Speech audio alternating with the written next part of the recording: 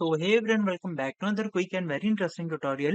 Where in this quick tutorial, I'm going to show you how you can check if a specific port is open on a server or not. Now, in order to do it, all you need to do is just simply open any of the browser where we can do the same step.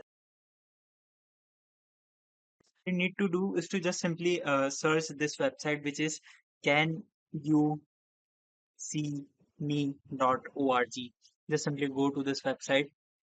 And once you go over there, here you can see all you need to do is to just simply enter the port number that you want to check and hit on this option of check port, and it will directly generate the report for you on the right side, which is the common reports. And here you can see I could not see your service on the port.